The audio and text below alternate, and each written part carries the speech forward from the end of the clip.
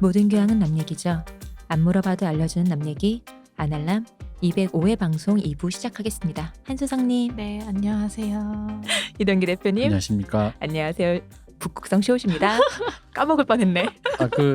실제로 북극성이라는 그 간첩 코드네이밍이 있었던 걸로 아, 알고 그래요? 있거든요. 그러니까 저는 그거는 모르겠는데 그걸 딱 처음 듣는 순간 이렇게 떠오르는 연상되는 이미지가 80년대 만화 영화에 나오는 빌런 같은 거야. 전대물에 나오셔야 할 것 같아요. 그런 그쵸. 느낌인 거예요. 뭐 나이 드신 분은 익숙할 검은 별 같은 그런 거. 되게 마음에 들었어요. 그래서 쏙 마음에 들었어요. 보라색 립스틱을 바르시고. 하나 구입해야겠어요. 근데 아마 그 북극성 아마 그게 진짜 간첩 그게 있었을 거예요. 그래서 곧 찾아오겠네요. 아, 그래요? 눈앞에 누구든 오겠네. 뭐 그게 경찰이든 간첩이든 오실 국정원이든 두 손 무겁게 먹을 거 사들고 와주시기 바랍니다. 곧 찾아오시겠네요. 저는 고기를 좋아합니다. 북에서 오신 분은 밖에 큰 트럭 있잖아요. 몰고 저기 일단 나와보세요. 여기 택배가 소째로 데려와 주시는 거 아니냐? 그 소를 끌고. 미사일 그거? 트럭에 미사일 싣고 북극성 쇼 데리고 북에서 배달 왔다면서. 내일 진짜 속보로 뭐 하나 뜨면 진짜 웃기겠다. 북쪽 해상에서 뭐 봐요 이러면서. 한국에 숨겨둔 비밀 병기. 그러네요. 이제 또 후원금으로 분명히 어떤 분이 그 계몽군주께서 이걸 분명히 이제 우리 방송 이 방송이 나갈 때쯤에 들으시고 아 드디어 당신들이 인지했구나 하면서 이제 기쁘게 보내주실 것 같아요. 저는 이제 정말 전 남편 이제 없어도 될 것 같아요. 저 여생이 앞으로 이제 괜찮겠구나라는 마음이 든든해졌어요. 저 지금 진짜. 통 크게 한번 뒤에 수령님이 계시는데 내가 뭐 걱정이야? 우리 계몽군주님 통 크게 한번 부탁드리겠습니다. 조만간 국정원 한번 가시겠네요. 저는 선을 긋겠습니다. 어제 통 크게 한번. 방조죄로 같이 가시는 거예요. 잘 세탁된 돈으로 주시겠죠. 믿고 있습니다. 네, 이게 무슨 그분이 뭐 원 이런 걸 주겠어요. 달러? 달러나 파운드 이런 쪽으로 유로? 오겠죠. 네, 유로, 뭐 이런 거 오겠죠. 금도 좋습니다. 집 앞에 내가 배달한 적 내가 시킨 적 없는 택배로 박스가 하나 큰 게 무겁게. 오면은 내 그래, 무거워. 마켓컬리 새벽 배송 그 박스 그죠? 있잖아. 큰 걸로. 근데 마켓컬리인데 채소가 들었나? 나 안 시켰는데 무거워. 못 들겠어. 아니, 채소처럼 금이. 들고 들어가셔야 돼요. 보는 눈이 있을 수도 있어요. 잘할 수 있습니다. 주시기만 한다면 뭐 그쯤이야 제가 못 하겠어요. 번쩍 들겠습니다. 그래, 부탁드리겠습니다. 군주님, 우리 군주님 부탁해요. 우리 군주님이래. 우리 군주님이지. 진짜. 북이 나아갈 방향은 저는 모르겠고 그냥 국정원 잘 다녀오시고 절대시계 주시면 저도 하나만. 고위 공무원들 한번 만나보나요 그러면? 급수 높은 공무원 만나보나? 기대되네요. 국정원 여러분들이 저한테 오시면 좋은 게 있어요. 뭐요? 제가 여러 명을 불 수 있어요. 뭐 효자도 이발사 같은 거? 저는 뭐 굳이 고문 필요 없습니다. 차 한 잔만 주시면 솔솔솔 A4지로 이렇게 타이핑 제 거로 그냥 터뜨려요. 이렇게 우리 이름 다. 대표님한테 예쁜 폰트도 많아요. 맞아요. 유료 폰트로 제가 예쁘게 출력해서 드릴 수 있어요. 주소까지 해가지고. 그치.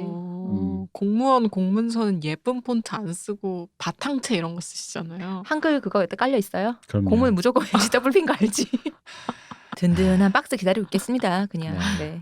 박스 어쨌든 그러니까 거대한 후원. 네. 그리고 저는 알아서 잘 부를 수 있습니다. 뭐 원하신다면 뭐 저는 뭐 지금도 국회의원이 된 사람 중에 누가 간첩인지 다 얘기해 줄 수 있다. 참. 네. 자, 그러면 어쨌든 그러면 왠지 우리 매 회마다 그 종영 방송으로 멘트 하나 해야 되는 거 아니야? 언제 건널지 모르는데. 아니 나는 그렇게 믿고 있는데 오늘 방송이 주제처럼 국정원에서 나한테 반증 사례를 주지만 아니야 걘 빨갱이 맞아 내가 이렇게 할 거다 이거지. 대질 신문 하시면서 유명인 많이 보시겠네요. 그럼요. 이 사람이 빨갱이라고? 그럼 만나고 싶은 사람 불면 되겠구나. 이렇게 또. 네. 모든 끝까지 가본다라는 쪽에서. 그래요. 모든 끝까지 가보신 분들의 이야기를 들어보시죠. 네. 해볼까요? 그렇죠. 네. 가시죠 한수성님. 네. 그래서 지난 시간에 평범한 상황에서 모임이 열린 것을 네. 마지막으로 이제 11월 22일부터 폭풍처럼 사건들이 몰아치는데 첫 번째 사건 의사였던 암스트롱이 학교 보건소에서 해고를 당합니다. 그러니까 병원에서 일을 하지 않았었나 봐요. 대학 보건소 뭐 이런 곳에서 음. 근무했던 것 같아요. 근데 해고 사유가 자신의 위치를 이용해 비정통적인 종교적 믿음을 학생들에게 주입하려고 했고 이것이 일부 학생들을 경악하게 만들어서 대학 당국에 지속적인 민원이 제보가 됐대요. 그래서 대학 측에서도 이걸 도저히 그대로 내버려 둘 수 없다 해서 암스트롱을 해고하게 됐고 문제는 해고 이후에 암스트롱 부부는 일주일 동안이나 해고 사실을 모임이나 외부에 알리지 않았어요. 다만 자신이 해고당한 게 그분들의 큰 뜻이려니. 당연합니다.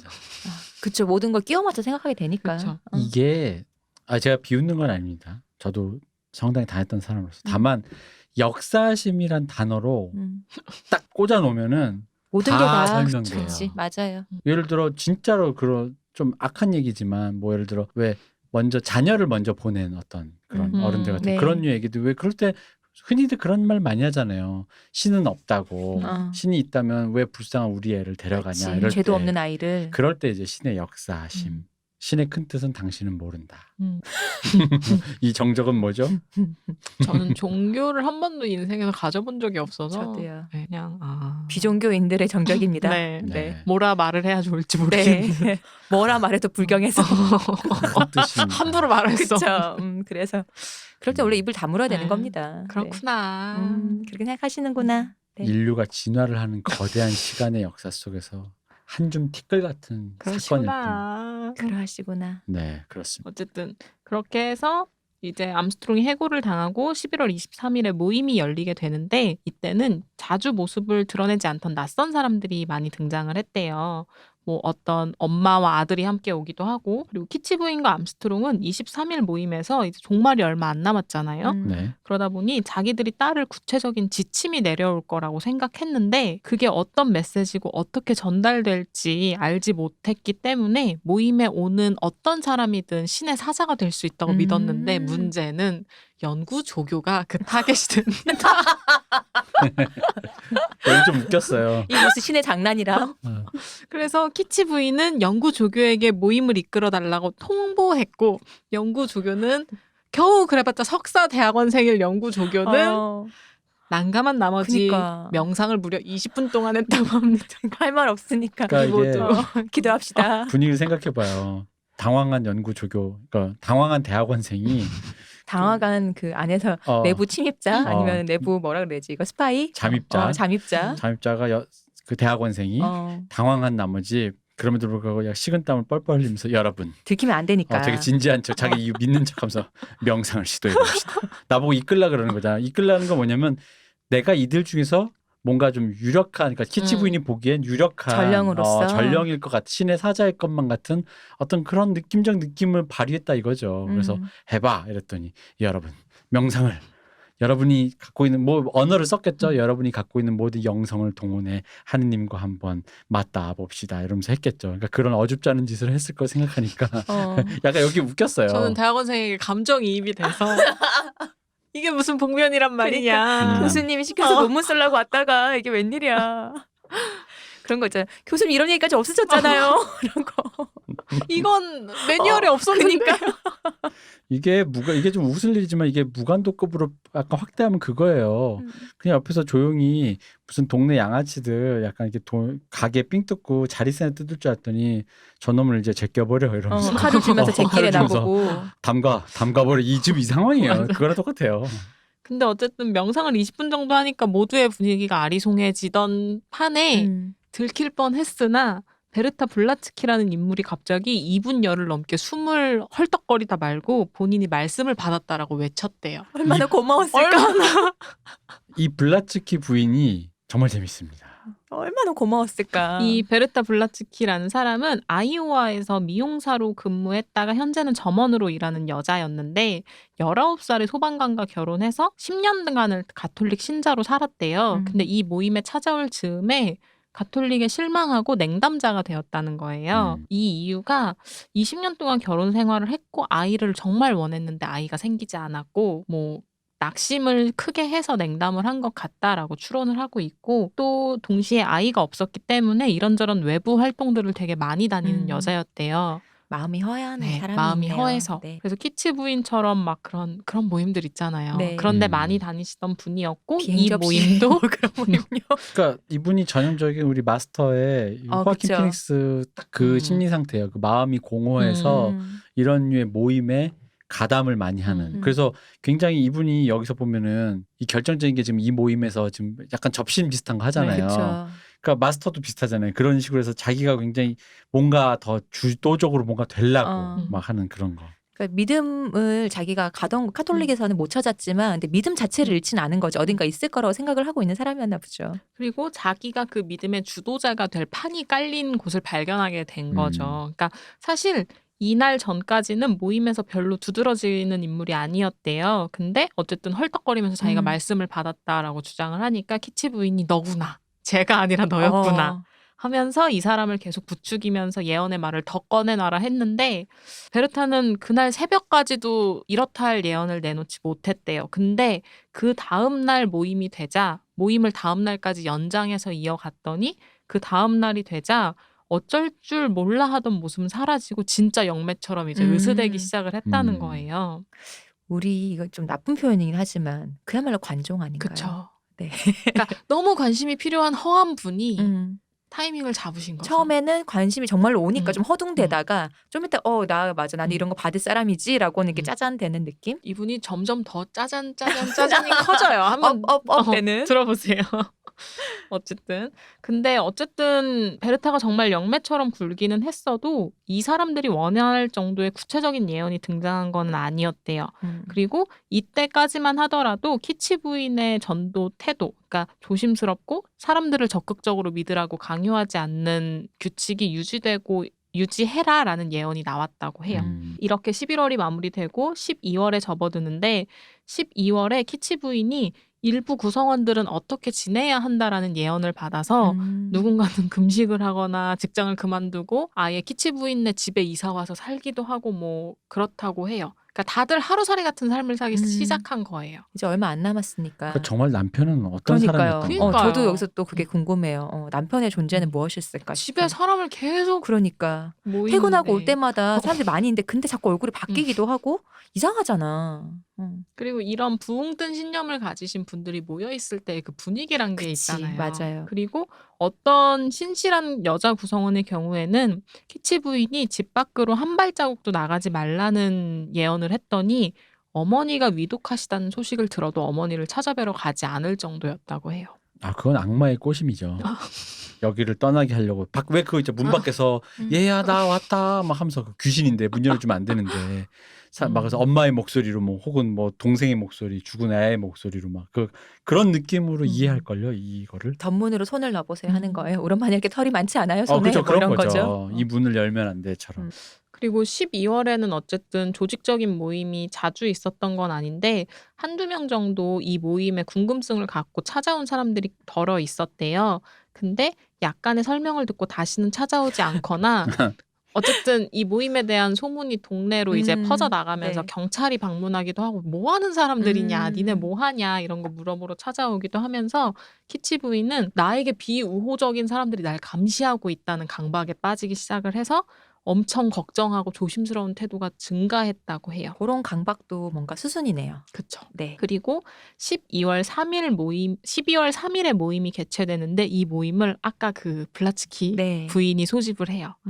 그래서 키치 부인이 그 전까지는 구성원들 한 명 한 명과 개별 면담을 하면서 그들에게 특화된 예언을 내려주고는 했었는데 이 면담에서 모든 금속 물질을 몸으로부터 다 떼어내라는 명령을 받은 거예요. 초대받은 사람들이. 근데 베르타가 나 이제 영매짓 해야 되는데 키치 부인이 저 지시를 내려서 자기가 영매짓할 시간이 늦춰지니까 엄청 예민하고 짜증스러운 기색을 보였다고 이 해요. 무대의 주인공 내가 돼야 되는데. 그 배우가 S급 배우가 둘이 모인 영화 현장이 그쵸. 이런 상태가 가끔 떠오르는 라이징 스타와 그렇죠. 원래 있던 스타가. 그리고 이제 베르타가 예언을 할 때가 되니까 이전까지는 키치 부인과 협력하고 동등하고 협조적인 태도를 보였는데 갑자기 키치 부인이 받은 예언들은 잘못됐다. 폄하하고 키치 부인에게 예언을 내려준 영혼이 나에게 예언을 내려준 영혼보다 급이 낮다. 이거 그러니까 애기 동자. 그쵸. 장군님이랑 장군님, 서열 나누는 그쵸. 그런 거. 이런 식으로 계속 키치 부인을 공격을 한 거죠. 그리고 밤 11시가 되자 갑자기 비명을 지르며 자기 몸에 기적이 오셨다 아, 하시면서 다락으로 올라가서 아이를 낳는 퍼포먼스를 보이셨대요. 이거 멜리산드를 아니 이게 많이 가셨네. 그쵸. 애가 나오면 애가 나와야 될 거 아니야. 퍼포먼스를 하면은 뭐든 나와야 될 거 아니야. 영적인 사람들은 보이겠지 그게. 안 보이니까 네가 문제지. 그러네. 많이 가네. 근데 어쨌든 이날 모임에서 좀 강조된 부분을 좀 보자면 선택된 사람과 믿지 않는 사람을 구분할 수 있는 시도로서 자기들끼리만의 인사법에 대해서 예언을 받았고 또 두 번째는 개별 면담을 할 때 구성원들에게 이를 관두라는 지시들이 있었는데 즉 신념에 대한 투자 행동을 하라라는 예언이 내려온 거죠. 그리고 어쨌든 이 모임을 통해서 영혼으로부터 예언을 받는 두 개의 독립적인 채널이 생겨버린 거예요. 그쵸? 키치 부인과 베르타라는. 그리고 이 두 채널의 정보는 한동안 이렇게 기싸움을 하기도 했지만 어느 순간 사이좋게 다시 네, 협력을 시작했다고 합니다. 어차피 나눠 먹을 파이도 몇 명 없는데. 그러니까 그래도 어쨌든 서로 원만해졌다는 게 조금 신기해요. 사실은 어쨌든 간에 하나는 떨어져 나가기 마련인데. 떨어져 나가게 될 건데 어떻게 그러니까. 이렇게 됐을까 싶긴 하네요. 그러니까 제 생각에는 12월 3일 모임이 유의미한 정보가 제공된 게 아니었잖아요. 네. 암스트롱 부부가 제3의 영매를 찾아가요. 아. 로엘 부인이라고 하는. 그러니까 이 로엘 부인도 키치 부인처럼 이런 사이비스러운 활동을 하는 영매고 이 모임의 적극적인 추종자로서 기능하진 않지만 키치 부인과 서로 알고 있고 모임의 사상과 이념을 어느 정도는 신뢰하는 사람이죠. 그러니까 추종하진 않지만 네네. 신뢰해요. 그래서 암스트롱 부부의 역할을 더 북돋아주고 의미 부여를 해주는 예언을 내려주는 역할인데 이 로엘 부인이 나타나서 더 구체적인 예언들을 해줬대요. 그러니까 로엘 부인의 존재는 베르타 본인도 또 위협할 수 있는 존재가 되니 기존에 있던 사람과 내가 그렇네. 뭐 이런 맥락이 아니었을까. 알겠어요. 네네. 이제 이해가 가네요, 정말. 그리고 암스트롱 부부는 그래 이게 다 신이 역사하신 거야. 이게 큰 뜻이야라고 취해 있다가 12월 15일에 이들이 비밀로 하고 있던 암스트롱 그러니까 남편 암스트롱이 해고당한 사실과 그 이유를 공식적으로 발표해버려요. 제가 이상한 거 가르쳐요 애들한테. 그 대학 측에서 그러면 그런 거죠? 네. 그래서 우리가 해고했어요. 조심하세요. 음. 그리고 어떤 기자가 이걸 기사화하기 시작하면서 암스트롱 부부 집으로 전화가 미친 듯이 쏟아졌다고 해요. 그리고 클레오가 이걸 애둘러 대답을 했대요. 그 둘의 딸. 그러니까 신념을 논파하려 하지도 않고 홍수 예언의 의미를 최소화하려고 하면서 우리 아빠가 그런 얘기 한 건 맞기는 한데 뭐 그게 진짜로 일어난다는 건 아니고요. 뭐 이런 식이었겠죠. 그리고 아버지가 지구 종말 예언했냐라고 물으니까 그건 아니다. 이외에는 별로 대답하고 싶지 않다라고 어쨌든 끊었다라고 해요. 그리고 이걸 계기로 암스트롱이 믿고 있는 견해를 반대하는 사람들과 지지하는 사람들이 이제 한두 번씩 얼굴이라도 비추기 시작을 한 거죠. 이 모임에. 그리고 그 제3의 영매였던 로엘 부인은 대홍수가 정말 12월 21일에 일어날지에 대한 의문을 또 주변에 뿌리면서 모임을 와해시키려고 돌아다녀요. 우리 일기처럼 할만하네요. 25일이니까 이제 일주일 정도밖에 그쵸? 안 남았어요. 네. 그리고 이때쯤 됐을 때 키치 부인과 동급으로 부상하던 떠오르는 별 베르타가 2인자로 내려앉아요. 그러니까 이게 어떻게 된 거냐면 정상적인 남편이면요. 아내가 이러면 병원에 보내요. 그러니까 베르타는 남편에게 지금까지는 모임에 참여한다는 사실을 숨겼는데 어느 날은 남편과의 뭐 다툼이나 대화에서 뭐가 화가 났는지 키치 부인의 모임의 정체, 비행 접시를 믿는다. 그거랑 자기가 하는 일 그리고 내가 출산 퍼포먼스 내가 뭘 했다. 네, 내가 이런 존재다라는 거를 쏟아부었다라고 하는데 그리고 그 모임에서 하던 영매의 모습을 남편 앞에서도 보여줬대요. 그러니 남편이 얼마나 놀랬겠어요. 그리고 그 자신에게 영혼을 내려주는 그러니까 예언을 내려주는 영혼을 몸에 받아들인 것처럼 얘기를 하면서 베르타 자신의 말을 듣지 않으면 남편 너를 때려 죽이겠다라고 협박도 했다고 해요. 마치 진짜 접신했듯이. 네. 이쯤에서 전원 이게 약간 옛날이니까 전원일기적 그 느낌으로 메소드로 이놈 미친 여편네가 그치 54년이니까. 그렇죠. 이게. 그래서 베르타는 사실 엄청 강도 높은 투자 행동을 이 순간 하게 된 거잖아요. 그쵸? 나는 걸었어. 그 결과로 남편이 그 전원일기적 모먼트로 허락 없이는 집 밖에 나가거나 어떤 모임에도 참여할 수 없게 했고 내년까지 그 모임과의 모든 연락을 끊지 않으면 정신병원에 보낼 것이다라고 얘기를 했다고 해요. 전형적입니다. 전원일기적이에요, 네. 진짜. 근데 어쩜 이게 정상적인 반응일 수도 있다고 그쵸? 저는 생각을 해요. 아니 근데 여기에 약간 54년이고 제가 왜 전원일기적이라고 했냐면 옛날이잖아요.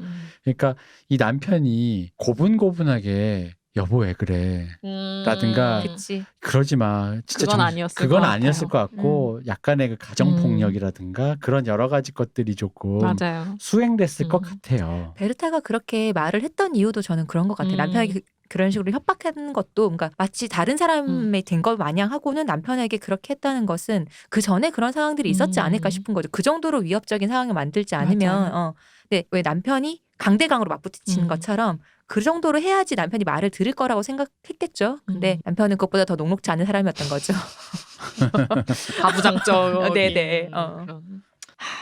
그래서 어쨌든 베르타는 신념을 받아들이지 않는 사람에게 신념을 노출하게 됐고 남편의 반증적인 태도로 하여금 뭐 어쨌든 엄청 위축되게 되는 거죠. 애초에 모임에 잘 못 나오게 되니까요. 그쵸. 그리고 그 다음날 12월 14일에 또 모임이 개최가 됩니다. 그러니까 이거는 15일에 그 암스트롱 부부의 해고 사실이 밝혀지기 전날의 모임인 셈이에요.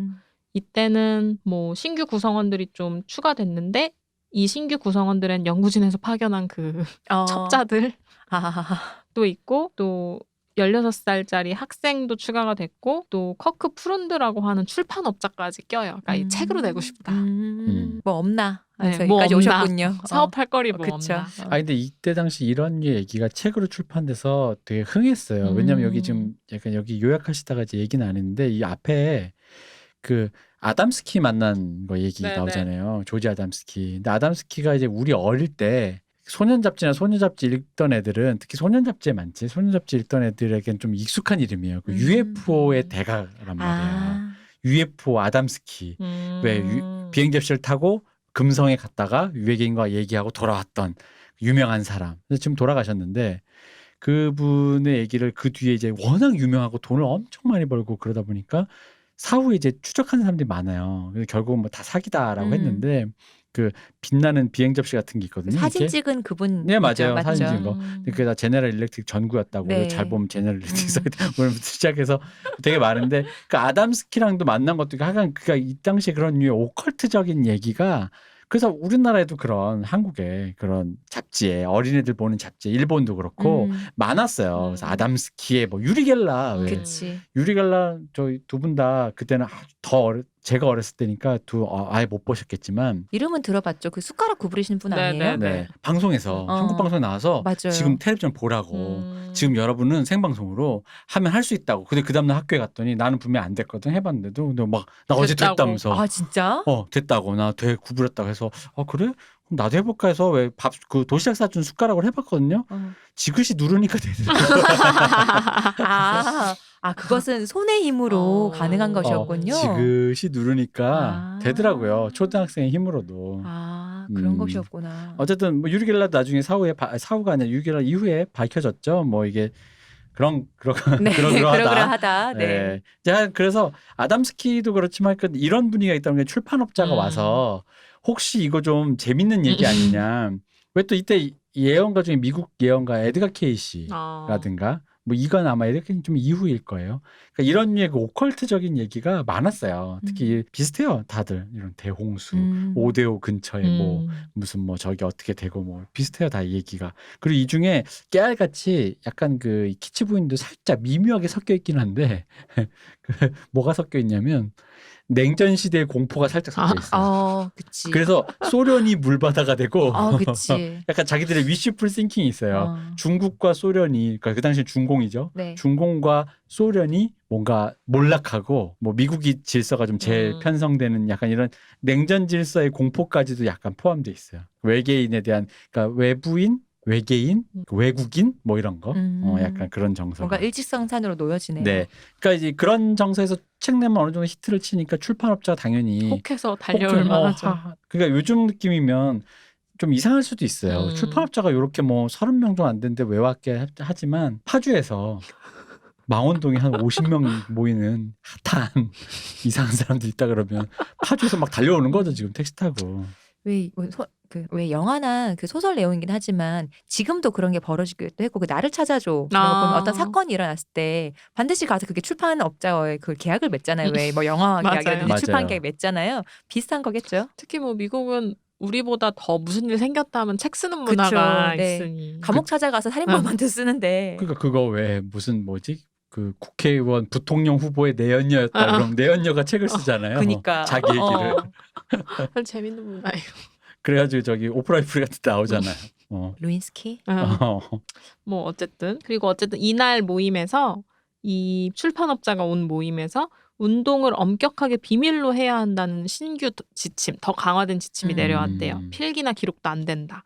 그리고 이 선택된 자들이 재앙 전에 어떤 방법으로 구원받을 것인지에 대한 구체적인 준비 사항이 내려왔는데 그 내용이란 게 각각 그 영혼들의 여권, 도화지에 3cm짜리 우표를 붙인 봉투 뭐 이런 거를 준비해야 하고 비행접수 탈 때 제시해라. 저렴하다. 그러니까 비행접수 타는데 그거밖에 안 된다니 저렴하다. 이 사람들 진짜 온건하다니까. 맞아. 온건하고 되게 귀여워요. 옴질리게 생각해봐요. 맞아. 그리고 어제 우리 잠깐 마지막 얘기했지만 그 휴거, 한국의 휴거 92년도에 그때 그걸 주장했던 그 목사님이 당시 돈으로 34억인가를 당시 돈으로 갈취를 했다고 했거든. 34억이면. 그때 월급이 100만 원도 안 할 뭐 이럴 때였을 거예요. 그러니까 어마어마하잖아요. 그거 생각하면은 진짜 귀엽죠. 온거네요. 귀여워요 진짜. 그 특히 휴거하면 생각나는 게 그때 가산을 탕진하고 이렇게 어머니들이 막 갔을 때 어머니가 혼자 갈 수 없잖아요. 다 그때는 결혼한 유부녀들은 대부분 주부니까 애를 데리고 가잖아요. 그 당시 나이로 한 7살, 8살 이런 애들이 많았어서요.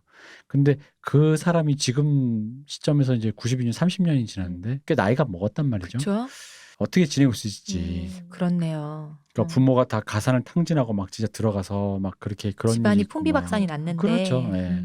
그렇게 됐는데 엄마 아빠가 둘 다 그렇게 들어갔으면 차라리 난데 한쪽만 그러면. 차라리 또 그게 아니라 왜 이렇게 막 찢어져 가지고 막 이렇게 되고 있으면은 정말 참 그런 경우 실제로 기억에 나는 것 같아요. 인터뷰 중에 꼬마의 인터뷰도 있었던 걸로 알아요.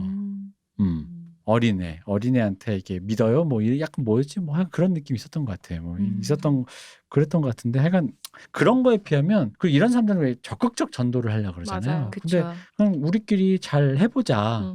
그냥 굉장히 이러다 보니까 나는 오히려 이게 되게 신실해.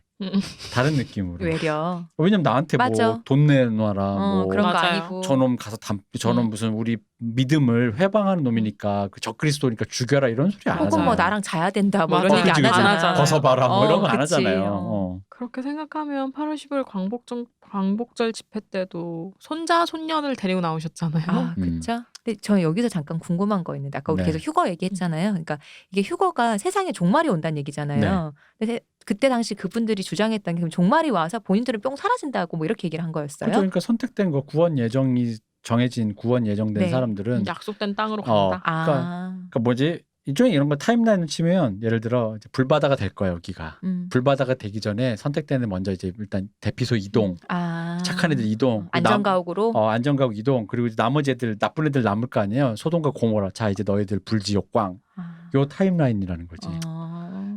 그래서 그게 궁금했어요. 그러니까 보통 우리가 종말론을 얘기하니까 그러면 종말이 다 와서 나머지는 다 죽고 그 사람들만 살아남는다는 얘기인가? 뭐 이렇게 잘 모르겠더라고요. 그래서 뿅 되는 그 영시의 이벤트가 아주 왜냐면 그거를 너무 재밌게 저희 아버지가 보고 계셨어요. 쟤네 봐라. 예. 왜요? 저희 아버지가 진짜 엔터테인 하잖아요. 성리학자로서 저희 작은 아버지랑도 의절할 뻔하시면 작은 아버님이 교회 다니시는데 제사에 오셔서 절을 안 하니까 이런 건방진 놈서 작은 아버지를 그렇게 욕하면서 교회까지 욕하시면서 흔히 말하는 불효자와 후레자식이지. 경상도 남자가 흔히 말하는 이 예수쟁이 놈들아 이거 그치. 이거였는데 마침 아버지의 믿음에 여기 똑같아요. 딱 맞는. 아버님 믿음에 딱 맞는 사례로서 예수쟁이가 예수쟁이 하는 그치. 저거 봐라. 저거 봐라. 그러니까 그거를 안 주무시고 되게 계속 보셔야 돼. 껄껄껄 웃으면서. 근데 진짜 이렇게 절을 안 하는 것 때문에 옛날 어른들은 교회 너네 그럼 예수는 부모 자식 연도 끊는 그런 거냐고 막 그러셨었거든요. 그랬죠. 저희 아버님의 그래서 제가 그날에 그거를 기억이 나요. 왜냐면 제가 그때가 이제 한참 공부할 때라 이렇게 독서실이나 이런 데 돌아갔다 오면은 뭐 이제 보통 이제 집에 불이 꺼져 있고. 그쵸, 주무실 시간인데. 근데 그날따라 아버지가 한잔 하고 계세요. 그래서 진짜 엔터테이닝 거야. 텔레비전을 보면서 이게 약간 세기의 빅매치 이런 거 보는 기분으로. 그렇지. 왜 지금 왜 저쪽 현지 시간 12시 지금 라스베가스에서 권투 뭐 이런 것처럼 홍수환 선수 뭐 이런 것처럼 보고 계시는 거예요. 신나서. 야, 이거 신나는데 30분 뒤면 쟤들이 얼굴이 시뻘개지는 순간이 온다는 거야? 뭐 이런 느낌인 거죠. 얼마나 창피할까 이러면서. 아, 참. 근데 그 내부를 찍을 때 그 모습이 아직도 잊지 못하는 게 하얀 옷 입고 기괴한 막 진짜 막 노래를 막 부르면서 막 진짜 완전 기쁜 진짜 순간이니까. 이제 왜 너무 노래를 막 열심히 부르면 막 진짜 왜 그런 거 있잖아요. 약간 왜 하이 상태 되잖아요. 그쵸. 그런 상태에 사람들이 막 노래 부르면서 막 이러고 있었어요. 비종교인은 고개를 비종교인은 설레설레 영원히 하는 이해할 수 비종교인. 없어요. 돌아가신 아버님의 엔터테인한 순간이 기억났습니다. 네.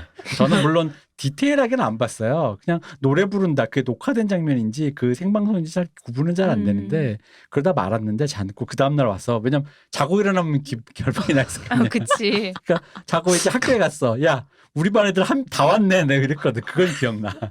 우리 반 애들이 다 있는 거야. 아니 이 중에 어쨌든 휴가 되면 뿅 사라지니까 우리 반 애들 중에 한두 명이라도 구원받았을 거. 그래서 우리끼리 그런 얘기가 다 쓰레기들이야. 다 용서받지 못할 자들. 다 그렇다고. 어떻게 이렇게 하나도 다 이렇게 큰일 났다 이러면서. 아, 진짜. 한 종교 하니까 네. 저 일하고 있는 곳 재단이 천주교 재단이에요. 네네. 그러다 네. 보니까 무슨 이제 워크숍 이런 게 있으면 아침 미사, 뭐 기도를 꼭 점심 미사, 하시겠네요. 뭐 저녁 미사 이런 게 있어요. 저는 비종교인이어서 미사를 처음부터 끝까지 본 게 여기 와서 처음이었던 거예요. 근데 또 자유를 주시는 게 종교가 없는 분들은 그냥 뒤에 빠져 계셔도 돼요 하면 주섬주섬 이렇게 저처럼 나오시는 분들이 계시거든요. 그럼 맨 뒤에 앉아 있으면 종교가 없는 자들의 그 뒤통수에서부터 느껴지는 그 멍 때림이 이렇게 되게 홀리하고 되게 진중하게 맞아요. 본인들의 믿음에 따라 이렇게 계시는데 그 뒤통수를 잊을 수가 없어요. 내 뒤통수도 지금 저런 느낌일까? 똑같지 뭐. 하는 그냥 이게 뭐 그런다. 저는 그 미사 드리는 거 한 번도 본 적이 없거든요. 근데 제 아주 예전에 제 친구가 성당에서 결혼식을 했어요. 그래갖고 갔는데 그때 기억을 잊을 수가 없어요. 그 성당이 좀 크긴 했지만 작아서 미사 드리는 분들만 의자에 앉아있고 친구들은 다 뒤에 서 있었거든요. 근데 그걸 한 2시간, 3시간인가 했어요. 근데 보통 친구 결혼식에도 예쁘게 입고 가잖아요. 힐 신고 가잖아요. 정말 죽을 뻔했어요 그때. 그 기억만 너무 강렬하게서. 미사는 멍 때림이 슬픈 게 그렇게 뭘 자꾸 일어났다 앉았다. 맞아. 그걸 맞아요. 그렇게 계속 하시더라고요. 그래서 멍 때릴만 하면 일어나니까 이렇게 되거든요. 저는 그때밖에 못 봤으니까 일어나시는 거예요. 아 이제 끝났구나 했는데 아니야.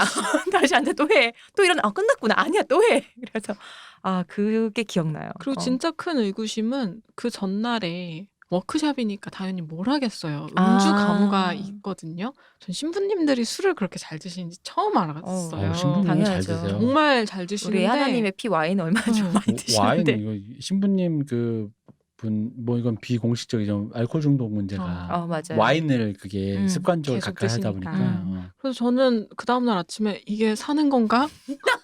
이게 뭘까 이러고 있는데 분명히 어제 즐기신 그분들이 홀리하게 너무 건강하신 모습으로 있으신 걸 보고 종교의 힘이 저런 거구나 하고 좀 그런 수치를 잃게 하는 건가? 그런 에피소드가 있었어요. 저희는 다 이게 사는 건가 오늘 내일 하고 있는데 이 숙취 있으신 분들은 종교의 힘을 좀 빌려보시는 것도 그러니까요. 나쁘지 않네요. 좀 반성했어요. 어쨌든 어디 하고 있었지? 그 이제 여권 설명드렸잖아요. 네. 검정 도화지에 3센트짜리 우표 이거랑 비행 접시에 탈 때 돼야 되는 암호 뭐 이상한 암호, 거였겠죠 뭐. 북극성 같은 거. 북극성 시옷 이런 거. 근데 북극성 A 하면 죽고 폴라리스 안 되고. 그리고 또 좌석 번호까지 배정해 줬다고 합니다. 비행기처럼. 구체적이다 진짜. 비행 접시에 좌석 번호까지 이렇게 있는 거예요.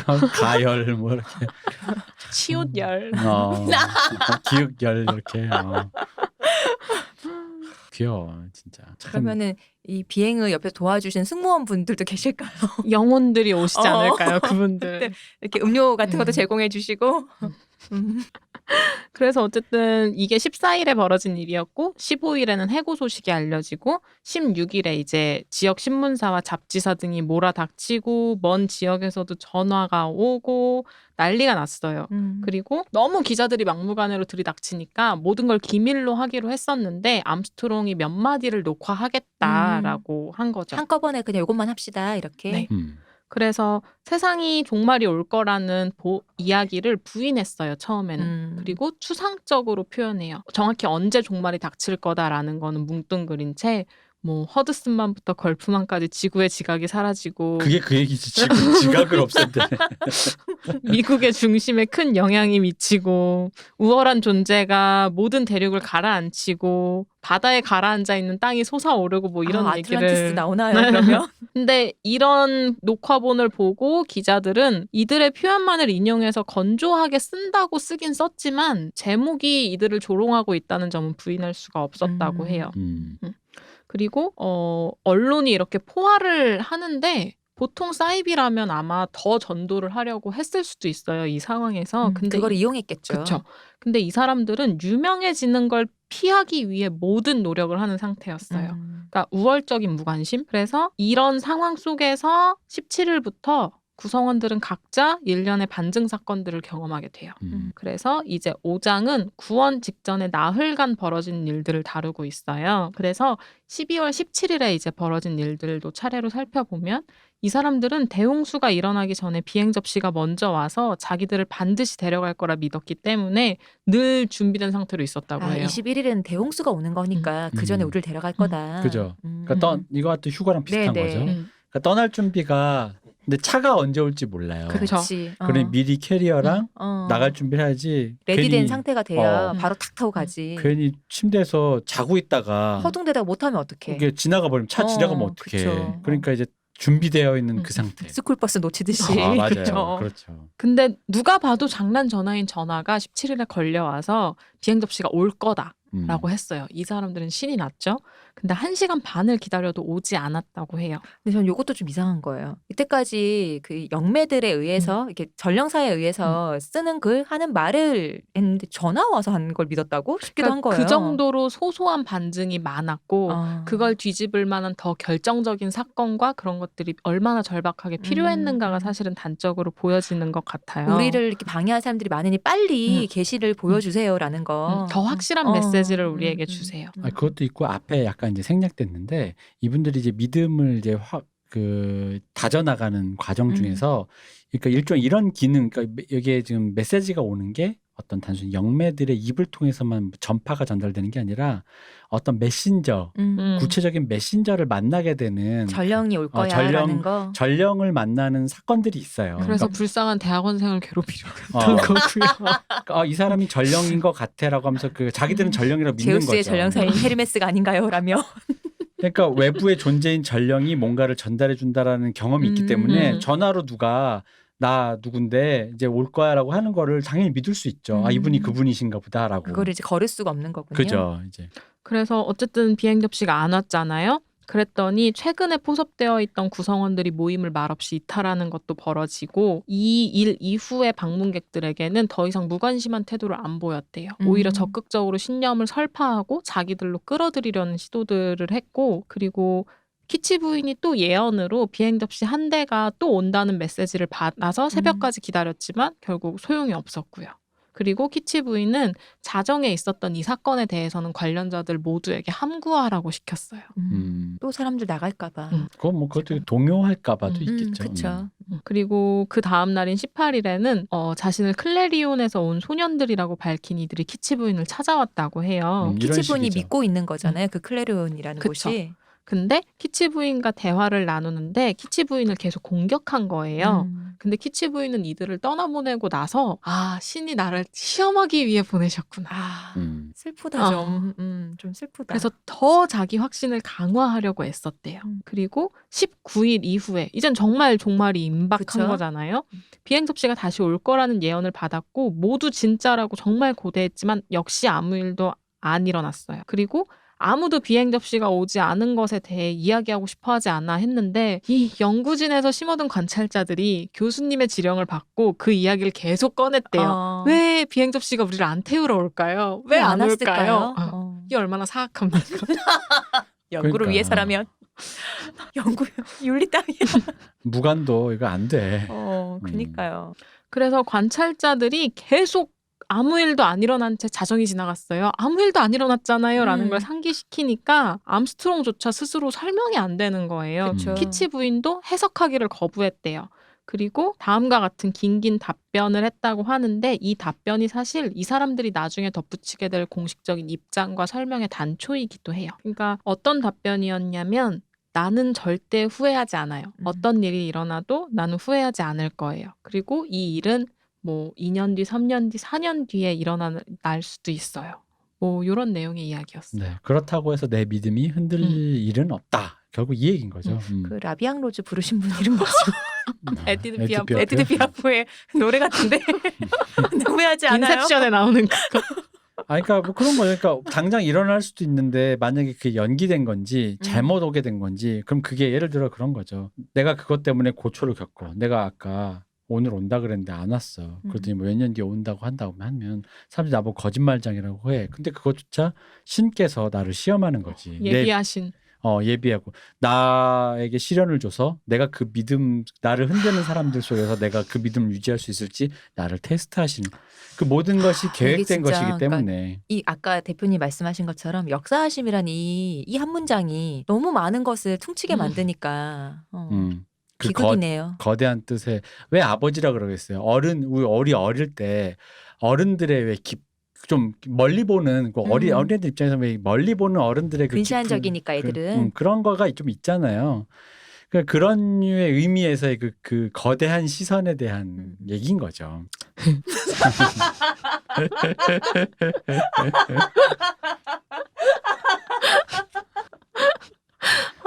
오늘 한석 너무 귀여우신 거 아니에요? 이제 나이가 들면 측은지심이 생기더라고. 그렇긴 해요. 근데 게다가 이분들이 좀 귀여워. 네, 맞아요. 아기가 느껴지지 않잖아요. 맞아요. 아까부터 자꾸 저렇게 자꾸 멍멍미 넘치게 웃으세요. 기억계실이. 얘 웃겨가지고. 그래서 어쨌든 뭐 이날 새벽 그러니까 며칠이에요. 19일 새벽에 사람들은 비행 접시도 안 올 거고 홍수도 일어나지 않을 것 같다고 인정하는 것 같았대요. 그러니까 연구진들은 사악하게도 관찰자들에게 계속 퍼붓게 만든 질문 있잖아요. 그게 이 사람들의 현실 인식을 좀 자극했던 게 아닐까라는 생각을 해요. 그래서 그렇겠죠. 그러니까 말을 피했다는 것 자체가 생각하고 그쵸. 싶지 않다는 거잖아. 이거 그냥 모른 척 눈치고 넘어가려고 하려는데 자꾸 그거를 찍어서 찌르면서 생각을 하도록 유도를 하니까. 그래서 이 모임의 중요한 과제는 반증 사건을 어떻게 내 신념 체계 안에서 소화시킬 것인가가 된 거예요. 이 새벽 내내 그리고 그 다음 날까지도 사람들은 계속 설명하려고 시도를 했지만 그 어느 설명도 사람들을 만족시키지는 그쵸. 못했어요. 명쾌할 수가 없잖아요. 근데 관찰자 중 한 명이 바람을 쐬러 나갔더니 암스트롱은 또 착하게도 제가 심란한 마음이 너무 커서 저렇구나 하고 따라 나와줬대요. 내가 가서 위로해줘야겠다. 그랬더니 암스트롱이 이런 얘기들을 했다는 거예요. 그 사람이 조견주도 모르고. 그래서 암스트롱이 그 관찰자에게 나는 오랜 길을 왔습니다. 나는 거의 모든 것을 포기했어요. 모든 연결고리를 끊었습니다. 모든 다리를 불태웠어요. 나는 세상에 등을 돌렸습니다. 그러니 나는 의심하는 사치를 부릴 수 없습니다. 나는 믿어야만 해요. 그리고 다른 진리는 없습니다. 설교자들과 목사들은 이 진리를 알지 못해요. 성경도 아주 면밀히 봐야만 알 수 있습니다. 나는 지난 한두 달간 끔찍한 타격을 받았어요. 하지만 나는 내가 누구인지 알고 내가 무엇을 해야 하는지 알아요. 예수가 알고 있었듯이 나는 내가 아는 것을 가르치고 알리게 되리라는 것을 알아요. 그리고 오늘 밤에 무엇이 일어나든 상관하지 않아요. 나는 의심하는 사치를 부릴 수 없습니다. 설령 내일 기자들에게 우리가 틀렸다고 말하게 되더라도 나는 의심하지 않을 겁니다. 이게 진정한 믿음이죠. 속상하더라고요. 네. 이거를 보는데 사실은 이렇게 말을 한 자체가 이미 의심하고 그쵸. 있다는 사례라고 반증이라고 보거든요. 근데 그럼에도 불구하고 아니야 난 안 할 거야라고 이제 발버둥 치는 것 같잖아요. 그래서 좀 속상하더라고요. 이거 보니까. 그러니까 내일 기자들에게 우리가 틀렸다라고 말하게 되더라도 나는 의심하지 않는다. 원래 이 말을 하는 것 자체가 시온님 말처럼 좀 의심하고 있다는 얘기지만 원래 이래야 돼요. 그러니까 만약 이게 이렇게 진실하게 이렇게 할 수만 있다면 우리가 틀린 것 같습니다라고 하지만 의심은 안 그러니까 하는 의심하는 거죠. 사치를 부릴 수 없다는 이 말 자체가 왜냐면은 거죠. 오늘 온다라는 게 얘기가 틀렸더라도 내 믿음, 그 온다라는 게 거대한 아까 역사심에 의하면 틀린 건 아닐 수 있다 이거지. 그치 오기만 온다면 그러니까 의심하지 않는다 이거지. 근데 어쨌든 이게 이제 19일 뭐 20일에 걸쳐서 일어난 일들일 텐데 이 과정에선 키치 부인조차 통제력을 잃고 흐느꼈고 많은 사람들이 많은 투자를 했으니까요. 그쵸. 충격을 받고 울음을 터뜨리기 일보 직전이 됐다고 해요. 그리고 키치 부인이 갑자기 자신이 메시지를 받았다고 다음과 같은 큰 내용을 큰 소리로 읽고 많은 신도들이 이 메시지를 빠르게 흡수했다고 해요. 그러니까 설명할 말을 찾은 거예요. 그러니까 이 메시지가 뭐였냐면 오늘 지구에는 단 하나의 신만 존재함이 확증되었다. 그리고 너희 가운데 그가 있다.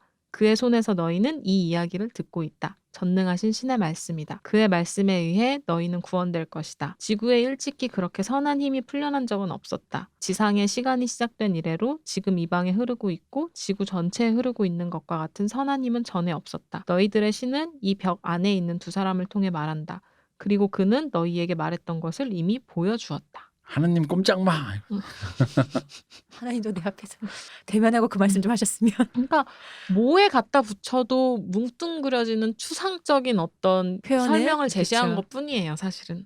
그러니까 이게 그거 알아요? 예언이 뭐 이거 이후에 설명하시겠지만 예언이 됐는데 예언이 안 이루어졌잖아요. 예언이 안 이루어짐으로써 사람들이 나를 비웃잖아요. 환난이 닥친 것 자체가 신이 존재하는 증거예요. 우리를 시험하고 계시거든. 그래서 기존교인들은 뭐라 할 말이 없습니다. 기존교인은 할 말이 네. 없어요. 그래서 이 이야기 이후로 사람들은 언론을 피하기보다 언론에 적극적으로 응대하고 싶어 했대요. 키치 부인이 이 메시지를 신문사에 직접 전달하기 위해 연락할 정도로. 그리고 언론에 알리는 과정에서 다들 긴장하고 녹초가 되고 에너지를 되게 많이 소비했고 몇몇은 조용히 홍수가 나지 않은 세상에서 자기가 이제 맞닥뜨려야 하는 진짜 현실을 직시하기 시작을 했대요.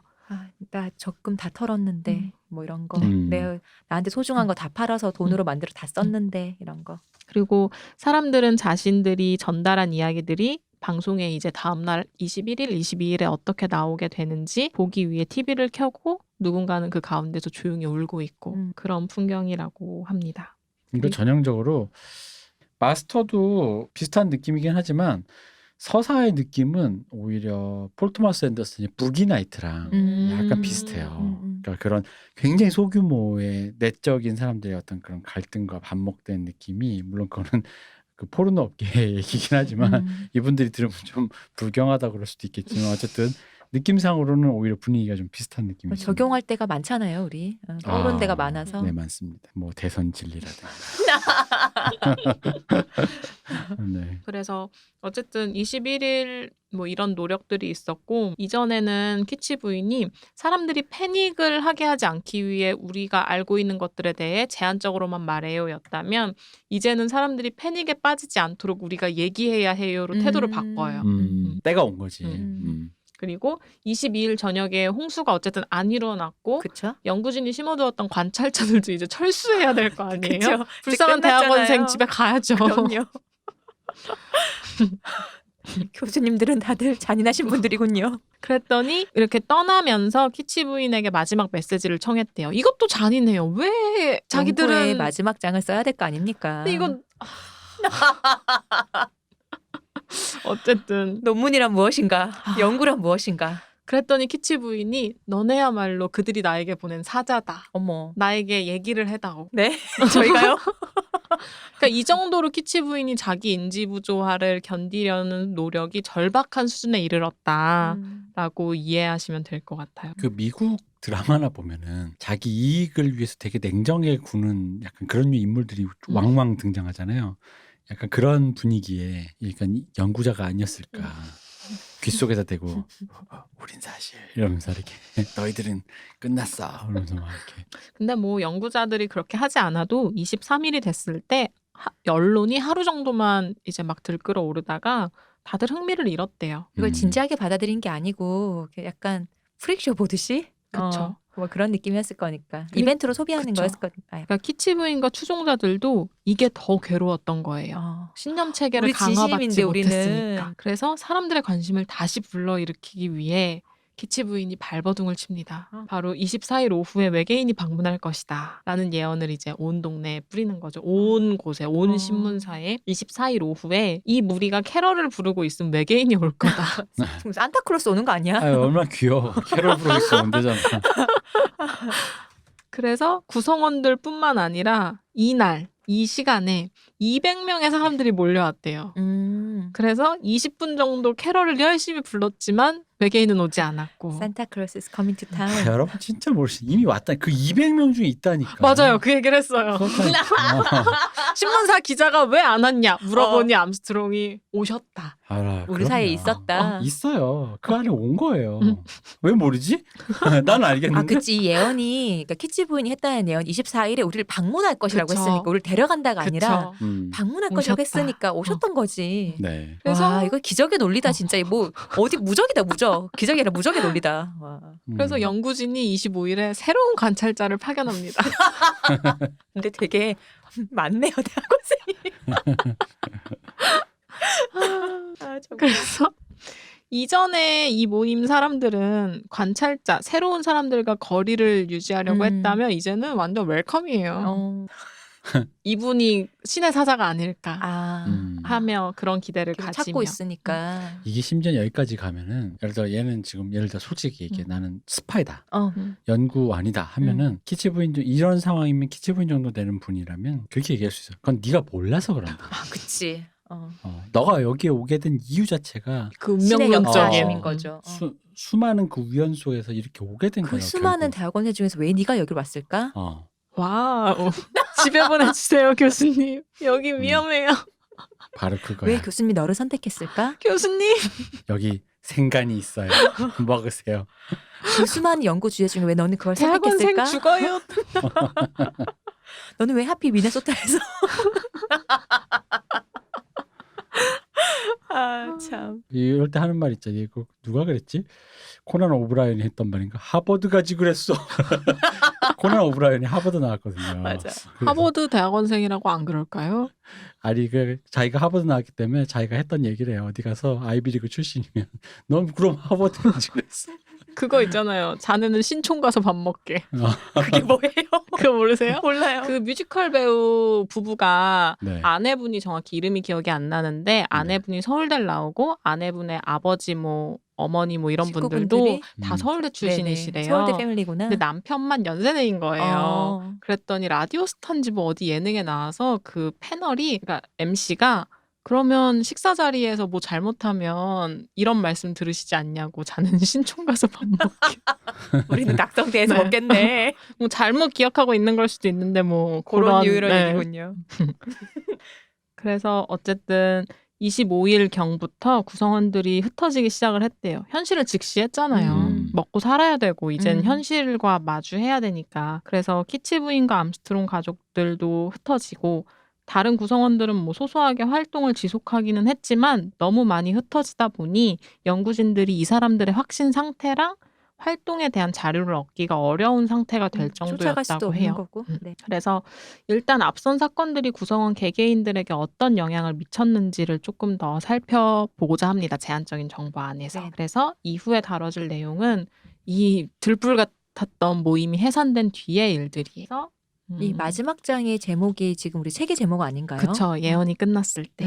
그래서 이 절에서는 일련의 반증 사건들이 각각의 구성원들에게 어떤 영향을 미쳤는지 살펴보고 원래 연구진들이 가지고 있었던 이론적 가설과 키치 부인 모임을 통해 얻은 실증 자료를 종합하고 요약하는 내용들이 제시되어 있어요. 그래서 키치 부인과 닥터 암스트롱의 경우에 이 사람들은 사실 반증 사건이 일어나는 동안 어쨌든 신념 자체는 유지했거든요. 네. 그러니까 절박하게 지침을 구하긴 했지만 자기들이 틀렸다고는 생각은 안 했어요. 그리고 키치 부인은 이 모임이 해산된 뒤에도 계속 예언을 받았고 그것을 모임 사람들에게 열심히 타이핑해서 우편으로 공유했다고 해요. 그리고 암스트롱 가족은 온 동네에 소문이 났잖아요. 그쵸. 네. 이제 집을 팔고 동네를 떠날 준비를 했어요. 음. 그리고 암스트롱은 의사 직업을 포기하고 외계의 원천과 통신하는 채널을 가진 사람들과 함께 다니는 전도사의 길을 걷기로 본격. 네. 외길 인생.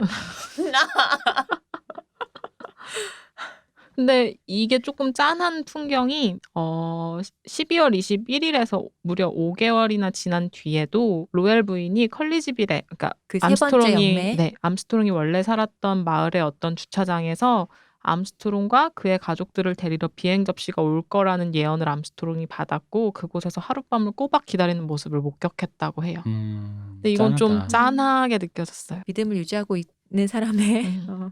뒷모습이네요. 그래서 암스트롱 부인 같은 경우에는 대홍수가 일어나지 않자 큰 충격을 받았어요. 근데 어쨌든 이 암스트롱 부인도 이후에 제시된 키치 부인과 암스트롱의 설명을 받아들였고 자기 남편이 그런 것처럼 이 사람의 믿음도 굳건히 유지됐다고는 합니다. 둘이 천생연분이다 진짜. 그러면 과연 이들의 딸은 어떻게 됐냐. 클레오. 그래 클레오 얘가 진짜 내가 제일 짜네 얘가. 그래. 클레오. 딸은 또 어리잖아 또 대학생이면. 그쵸. 네. 일단 클레오와 그 밥 이스트먼이라는 그 대학생을 네. 같이 설명을 할게요.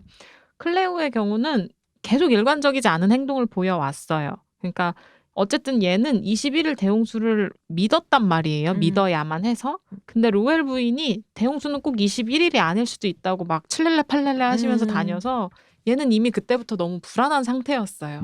안 오면 어떡하지? 이렇게. 근데 클레오도 키치 부인과 개인 면담 시간을 가졌고 굉장히 많은 내용의 개인적인 예언을 받았는데 암스트롱 그러니까 아빠가 궁금해했대요. 어떤 걸 들었니 했을 때 얘가 갑자기 울면서 이 모든 건 아무 의미도 없어요라는 말을 했다는 거예요. 어떻게 지성이 있는 아이였어. 근데도 자긴 믿지 않으면 방법이 없으니 언제든지 비행 접시에 탑승할 준비는 해야만 했던 거죠. 그러면서 21일에 대홍수가 일어나지 않자 언제나 나는 기다렸지만 이제는 진짜 정보가 뭔지도 난 잘 모르겠다라고 완전히 멘붕한 모습을 보여줬어요. 근데 어쨌든 기자들 앞에서 자신들의 신념을 옹호해야 하는 순간이 되자 키치 부인 대신에 혹은 키치 부인을 잘 보좌하면서 굉장히 열정적인 신도의 모습을 보였다고 해요. 어쨌든 이 결과에 대해 얘도 책임지고 현실에서 살아가려면 내 신념이 완전히 틀린 것은 아니었다라는 태도가 필요했던 거죠. 그리고 밥 이스트먼도 홍수가 일어나지 않았을 때 않았던 21일에는 굉장히 회의적인 시점이 있었지만 클레오랑 마찬가지의 맥락에서 굉장히 신실하고 열정적인 신도의 모습으로 나타났다고 해요. 그리고 키치 오도넬, 밥 이스트먼을 좋아해서 따라왔던 네. 그분은 싱글맘이었던 그분. 예언이 수행되지 않았을 때 완전히 손절을 했는데 여전히 키치 오도넬이 밥 이스트먼과 전화를 했을 때 오히려 예전의 신념이 더 강화돼서 나타난 듯한 모습, 그런 암스트롱 부부나 키치 부인이 했던 해명을 완전히 수용한 모습을 보여줬다고 합니다. 그리고 또 한 명의 인상 깊었던 주인공인 베르타 블라츠키. 네. 급격하게 떠올랐다가 삭 사라졌던 그쵸. 그분. 네. 베르타는 강한 투자 행동을 했고 모임 활동에도 깊이 관여했지만 결정적인 반증 사건이 계속 벌어질 때 어쨌든 집에 있었단 말이에요. 그쵸. 네. 그러다 보니까 같은 믿음을 공유하는 사람들과 떨어진 채 고립된 채 반증 사건을 맞이해서 그런지 반증이 일으킨 인지 부조화가 기존의 믿음을 유지할 수 있을 정도로 적은 분량이 아니었던 거예요. 그러니까 믿음이 한 번에 다 깨어져 나간 셈이 된 거죠. 무슨 소리야 남편한테 가스라이팅 당한 거지. 이 믿음조차 유지 못하게 남편이 말이야 가부장제의 폭력으로 가스라이팅으로. 같이 뿜뿜할 수 있는 사람들이 옆에 없다 보니까 쉽게 그 믿음이 사라지게 된 거죠. 그렇죠. 폭력적인 남편에 의해 가스라이팅 당한 겁니다. 정확하지 않은 사실은 아무리 옛날 사람에도 말하지 않는 것으로. 그리고 뭐 이 커크 프룬드라고 하는 출판업자는 책 쓰려고 왔기 때문에 그쵸. 드러내진 않았어도 처음부터 회의적이었던 사람이었던 것 같아요. 그리고 키치 부인의 예언이나 메시지, 외계인의 방문, 종말 이런 거에는 당초에 의구심이 있었고 근데 다만 비행 접시랑 외계인은 믿는 좀 특이한 사람? 그 특이하지 않아요. 아 그래요? 왜냐하면 이 존재는 믿는데 그것을 보여준 사람이 이 키치분이라는 것은 안 믿는 거라서 이거는 사실 이상하지 않아요. 그래서 이 사람은 별다른 투자 행동이 없었어요. 어차피 출판 안 될 거. 안 될 일이네 하고는. 그래서 뭐 이 사람도 그냥 스쳐가는 존재였다. 딴지일보 기자군요. 그래서 이제는 이들이 했었던 전도 활동을 총 4가지의 묶음으로 살펴보려고 해요. 일단 총 4가지의 전도 활동이 이루어졌어요. 언론 홍보, 그리고 면대면 직접 전도 활동, 그리고 비밀주의 원칙, 그리고 계속해서 생산되는 예언. 그리고 이 4가지와 이론적 가설이 어떻게 맞물리는지를 지금부터 볼 건데, 언론 홍보 같은 경우에는 소극적인 방식으로 초반에 이루어지다가 21일 예언이 이루어지지 않자마자 반증에 대한 합리화 논리가 매우 절실하게 필요해지는 순간부터 적극적으로 전환이 됐고, 두 번째인 면대면 전도 활동도 반증 사건이 발생하기 전엔 소극적이었다가 반증 사건이 닥치자 열성적으로 변하며 자기 믿음을 확인해 줄 수 있는 증거를 찾으려는 시도들이 이어진 셈인 거죠. 그리고 비밀주의 원칙도 이전까지는 기록물을 전부 다 파쇄했을 정도인데 반증 사건 이후에는 21일 이후에는 네네 온 세상에 대고 우리에게 일어난 이 굉장한 사건을 보세요 하면서 Amazing. 막 더 궁금하시죠? 더 듣고 싶으시죠? 이런 저희 미친 거 아니에요. 그쵸? 그런 식으로. 그리고 예언도 계속해서 생산이 됐는데 결정적인 반증 이후에도 키치부이는 계속해서 새로운 예언을 만들어냈고 또 새로운 방문자를 끊임없이 외계인이라 믿었고 대학원생만 죽어나. 그러니까 증거를 찾으려는 시도를 계속했던 거죠. 자기 신념 체계를 유지하기 위해서. 그렇죠. 자아 붕괴가 일어나지 않기 위해서. 그렇죠. 그러니까 이 모임이 좀 귀엽고 아기가 없는 모임이라. 네, 한 30-40명 정도 수준에서 이제 그냥 이렇게 끝난 게 오히려 그런 거예요. 그러니까 전광훈 목사라든가 다미선교회 그 목사든가 아니면 저기 뭐든 만민선교 뭐든 저 뭐지 이 미국에서 또 왜 저기 멕시코인가 어디 쪽에다 왜 집단 총 만들어서 같이 집단 자살하는 건가 뭐 그런 거 있잖아요. 자살인지 학살인지 하여간 그러니까 그런 것처럼 그러니까 왜 되게 강력하게 신념을 지지해주는 교주 있잖아요. 그러니까 있으면 좀 더 아마 이게 새가 뻗고 더 강렬하게 극단적으로 됐을 거예요. 근데 여기 있는 사람들이 순해요. 그러니까 뭐냐면 대가 약하고 이렇게 그냥 뭐 있나 이런 사람들이어가지고 이게 지금 요 정도에서 끝난 건데 그러니까 말 그대로 진짜 하느님 꼼짝마 수준으로 진짜 되게 자신 있게 말하는 사람 있잖아요. 그렇죠. 그런 사람이 이 중에 한 명만 있었으면 만약에 그런 일이 안 벌어졌다? 안 벌어져도 뭐 어때? 내가 방금 우리 여태까지 그 충분히 설명해 놨잖아요. 역사함이란 걸로 통해서 그걸 통해서 계속 그 강력하게 앞에 나가서 그 목사님이나 교주가 언론이 왔을 때 그게 아니라 하면서 당당하게 얘기했으면 이 사람들이 이렇게까지 막 이렇게 순식간에 흩어지진 않았을 거예요. 고심점이 없는 거잖아요. 맞아요. 여기서는. 네. 근데 연구진들도 이 점에 대해서는 이 사람들을 만난 거에 대해 고마워해야 하는 게 정광훈 목사 같은 사람들 만났으면 연구를 수행하기도 어려웠을 뿐더러 아마 맞아 죽었을 거예요. 그럼요. 일단 코로나로 격리. 만약에 진짜 이게 연구로 나와서 누군가가 썼으면은 진짜 밤길 조심해야 돼요. 진짜. 그죠. 그러니까 이게 순한 사람들이라서 그래요. 이게 지금 어디 들어가서 잠입했다 종교 집단에 들어가서 잠입해서 나와서 그것을 폭로했다 르뽀잖아요 사실은. 그치, 맞아. 이게 그냥 학자가 했으니까 어떤 학술지가 된 거지만 사실은 기자가 들어가서 했으면 똑같은 르뽀인데 기사가 됐을 건데. 네, 그러니까 좀 그렇죠. 그러니까 이게 운도 좋았고 그래서 되게 빠른 시일 안에 빠르게 결과를 획득할 수 있는 실험 모의 집단이었다고 해야 될까? 맞아요. 딱 그런 느낌이 좀 있어요. 네. 그래서 어쨌든 우리는 구체적인 사건을 통해서 인지부조화 케이스를 어쨌든 살펴본 거잖아요. 네. 그래서 다시 앞에서 얘기했던 인지부조화를 일으키는 5가지 요인들을 언급하면서 이 내용을 정리해 보려고 해요. 네. 그래서 이런 현상들이 왜 일어나는 걸까? 어떤 신념이 도저히 부인할 수 없는 증거에 의해서 그거 아니다라고 지적당했음에도 불구하고 왜 이 사람들은 더 열성적으로 자기 신념을 강화하려 할까? 그래서 인지부조화의 5가지 요건을 다시 보려고 하는데 첫 번째, 어떤 사람이 매우 깊은 확신을 갖고 무언가를 믿고 있어야 하고 그 믿음이 모종의 행동과 관련이 있어야 한다. 박근혜는 훌륭한 성군이 될 것이고 그래서 박근혜에게 투표를 했다. 그리고 두 번째, 그가 그 믿음을 위해 자신에게 중요한 무언가를 확실히 투자했어야 한다. 아버지가 우리를 먹고 살게 해줬다. 아니 뭐 투자를 했어야 되니까 내가 박근혜에게 투표를 한 것과 동시에 박근혜에게 정치 자금도 되거나 박근혜 관련주를 샀다. 뭐 그런 거. 그렇죠. 아니면 따라다니면서 지지를 네네네. 표했다. 그러니까 앞서 말한 1번과 2번 조건은 한 개인이 기존에 가지고 있던 믿음을 버리는 것에 대한 저항성이 커지게 만드는 상황이 깔린 거예요. 즉 내가 뭔가 믿음을 하나 가졌고 그 믿음에 믿음을 지지하는 행동을 행동을 한 거죠. 그렇죠. 행동을 했는데 이게 약간 그 환불이 불가능한 상황을 만들어서 어쨌든 간에 나는 이제 되돌이킬 수 없으면 투자를 했으니 뭐라고 해야 될까 이거를 돌이킬 수 없는 그 어떤 심리라고. 박근혜는 성근이 되어야만 하는 상황에 그죠, 놓인 예. 거죠.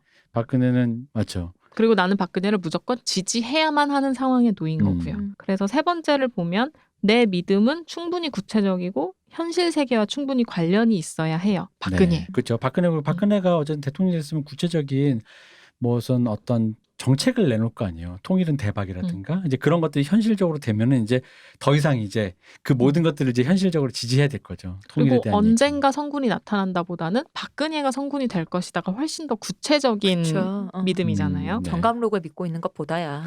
그렇죠. 그렇죠. 음. 그렇죠.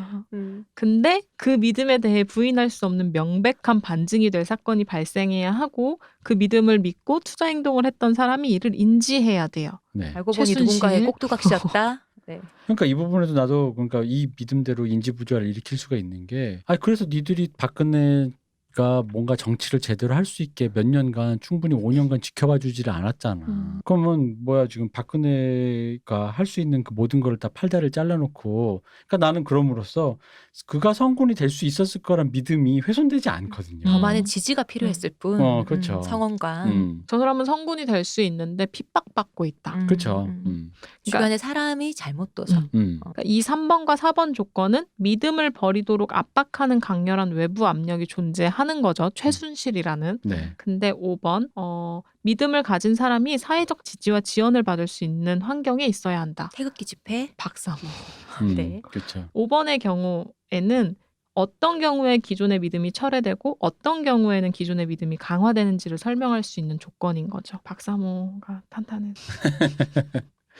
그러니까 이제 이렇게 되면은 아까 얘기했듯이 아까 그 외계인도 온다 근데 안 왔는데 여기 모이신 분이 분명히 있다고 하는 것처럼 결국은 박근혜라는 사람은 성군이 충분히 될 수 있었다. 그 유전자가 증명하고 아버지가 증명했는데 주변에 환난이 있었는데 그 환난을 극복할 수 있게 해줘야 되는데 하지 못하게 니들이 막았는데 근데 또 큰 뜻으로 보면 이 또한 그녀가 성군이 되기 위한 과정에 지나지 않는다. 그렇지. 이 재판과 이 기나긴 과정을 끊고 문재인 정권의 폭정이 끝나고 난 뒤에 그녀가 출소해서 새를 모집해서 다시 한번 했을 때 진정한 통일은 대박에 열리면서 이제 다 된다. 이렇게 되는 거죠. 믿는 거죠. 두렵네. 전 믿습니다. 뭐든 잘 되면 좋은 거니까.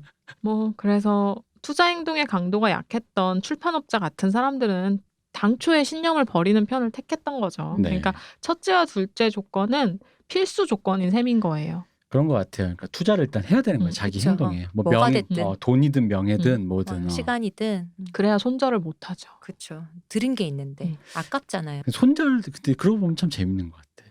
되게 여기 붙었다 저기 붙었다 손절 빨리 하는 사람 있잖아요. 그 사람 자기 되게 현실인식 진짜 빠른 사람들인 거죠. 그쵸. 인지부조화 이렇게 안 하고 인지부조화하는 사람이 의외로 순진한 사람들이야. 맞아. 맞아요. 믿는 사람들이니까. 맞아요. 우리 아까도 잠깐 얘기했지만 우리 인지부조화에 대해서 아까 휴거도 얘기했고 여러 가지 있었잖아요. 네. 그러니까 인지부조화 자체가 지금 상황과 내가 하는 그 생각이 모순되면서 그거에 대해서 뭔가 불안정감을 느끼는 그 자체인 거잖아요. 그래서 우리 이제 아이돌 그 얘기를 했었지. 뇌이징 하는 거. 이 노래는 좋은 노래야라고. 그런 것도 있고 우리가 이제 얘기했던 것 중에 우리나라 아이돌 팬들이 갖는 아이돌에 대한 어떤 바라는 타입이 내 아이돌을 완전 무결해야 맞아요. 된다잖아요. 그렇죠. 아름답고 착하고 이번에 그 RM이 했던 그 말 봐요. 정말 거의 유엔 대사급의 말이잖아요. 그 세계 평화 대사 유엔 대사급 말인데, 그러니까 그런 정도의 어떤 그런 모델이 되어야 하는데. 알겠지만 사람 사는 동네니까 뭐 아이돌 중에는 사건 사고도 터지고 그쵸. 스캔들도 터지고 뭐 하는데 이제 그런 것 속에서 이제 그럼에도 불구하고 왜 보면은 그런 아이돌 팬을 빠르게 손절할 것 같지만 심지어는 그렇게 해서 이제 몰락한 아이돌 그룹까지 깨져서 개개인 팬밖에 없는 그런데도 불구하고 팬들이 남아있는 경우가 꽤 돼요. 실명을 거론할 수는 없지만 이라든가. 아, 예, 그걸 말하고 싶었어요. 이제 그런 거 많죠. 거기다가 그 중에는 그 지지하시는 분 중에는 되게 학식이 있는 그쵸. 유명하신 그쵸. 음, 있으시죠. 있죠. 시도 쓰시고. 네, 사랑합니다. 이 해주실 거죠? 그럼요. 이게 순수해서 그렇다니까. 아까 얘기했잖아요. 순수해서 그래. 진짜 순수하지 않고 바로 손절하면 냉정한 이성을 가졌지만 약간 좀 뭐랄까. 그쵸. 또 우리 또 그럴 때 이런 말은 정업자. 아이돌 덕질 정으로 하는 거지.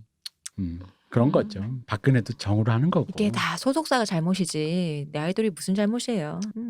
소속사보다는 부모가 약간 그러네요. 네. 박근혜도 네, 더 이상 말하지 않겠습니다. 그래서 근데 또 한 가지 더 재미있게 살펴봐야 될 부분이 5번째 요소, 사회적 지지, 가용할 수 있는 사회적 자원에 대한 얘기를 했잖아요. 네. 이것도 증명할 수 있는 상황이 이 케이스에서 벌어졌어요. 그게 뭐냐면 모임이 주로 열리던 동네는 레이크시티였거든요. 네. 그러니까 컬리지빌에 살던 암스트롱 부부도 모임에 더 적극적으로 참석하기 위해 레이크시티로 이주해 왔을 정도예요. 근데 그럼 컬리지빌에서는 상대적으로 모임이 좀 약화됐겠네요. 약화된 입장인데 일단 그래서 가설을 세워봤어요. 연구자들이. 가설 1이 두 지역 사람들 간의 투자 행동 수준의 차이가 있었을 것이다. 그리고 가설 2는 홍수 예정일 직전에 엘라 로웰이 그 로엘 부인, 네, 제3의 영매 그 사람이 어쨌든 홍수가 21일에 일어나지 않을 것이라는 암시를 풍기며 돌아다녔잖아요. 네. 그때 혹은 그 이후로 사람들이 반증 사건에 대처하는 태도가 다를 것이다. 수준의 차이가 있을 것이다라는 거였어요. 그랬더니 1번 투자 행동의 수준의 차이에 있어서는 모임이 자주 열리진 않았지만 컬리지빌에서도 레이크시티 사람들만큼 강한 투자 행동을 한 사람들이 있기는 했대요. 그리고 그 가설 2 반증됐을 때의 태도. 컬리지빌의 로엘이 했던 말은 두 동네 모두에게 영향을 미쳤거든요. 네. 근데 컬리지빌의 사람들은 로엘의 말로 인해 신념이 조금 줄어들었어요. 근데 레이크시티에 있던 애들은 신념이 줄어들긴 했어도 그 반증 사건에 응대해야 할 때는 그 적극적인 태도가 더 강화되었다라고 해요. 그래서 연구자들이 내린 결론은 홍수가 오리라던 확신에 대해서 홍수가 나지 않았다는 사실은 굉장한 인지 부조화를 일으키는 반증이었을 거라고 얘기해요. 그리고 이 부조화를 얼마나 줄일 수 있는가의 여부는 결국 각 개인이 끌어올 수 있는 사회적 지지와 나에게 공감, 동감 혹은 같은 목표를 향해 가고 있는 사람들이 얼마나 되는가에 달려 있다라고 얘기를 하는 거죠. 아무래도 레이크시티에 주력인 사람들이 갔잖아요.